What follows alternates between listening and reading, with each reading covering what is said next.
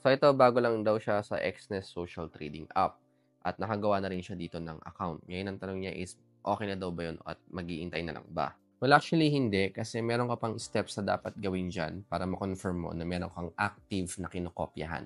So ito yung na-create na account na sinasabi ni Pops. So let's say meron na tong amount. So para makahanap tayo ng kokopyahan, punta tayo sa may pinaka-homepage. So i-click natin tong magnifying glass. Now, ang tanong dito is sino yung master trader na kokopyahan mo?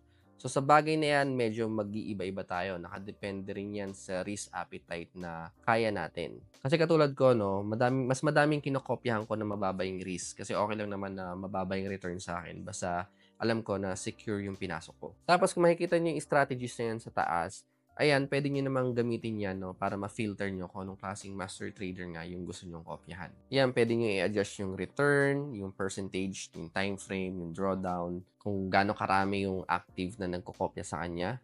And then, ito, importante ito mga paps, yung performance fee. So, ayan, meron kasi ganyang kataas, 50%. So, ayan, gano'n lang na mga dali gumamit ng filter. So, ayan, balik tayo dito sa homepage. Tapos, ayan, i-click ko na lang yung most copied. So, dito, ayan, madalas tinitingnan ko yung kung gaano kababa yung risk niya. And then, yung gaano kadami yung kumokopya sa kanya. So, ayan, nakita niyo sa pinakataas. Click natin yan. So, ganito ako nire-review yung master trader, no? Ayan, nakita niyo man sa overview, nandiyan na lahat, yung return niya, tapos yung maximum drawdown. Ito yung risk score nga niya, no? 2 out of 10. So, okay na ako dito. And then ito, more details.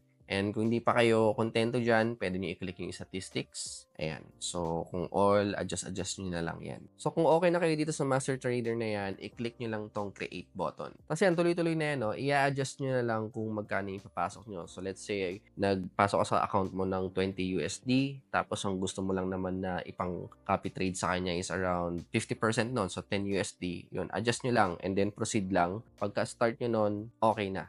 Tapos yan, i-click nyo lang yung bag sa baba para mapunta kayo dito. Tapos makikita nyo dyan yung mga active na kinokopyahan nyo. So, kung mapapansin nyo mga paps, no, zero sa akin kasi bagong gawang account kaya, no. So, meron akong plan na gawin. Gagawa tayo ng bagong video. Tapos, magkikreate ako ng madaming kinokopyahan na trades. Tapos, titingnan natin kung magkano yung magiging return neto. So, ayan, syempre mga paps, abangan nyo yan. Okay, so yan, no. Kung interested pa kayo to learn more about Xnest, scan nyo lang tong QR code.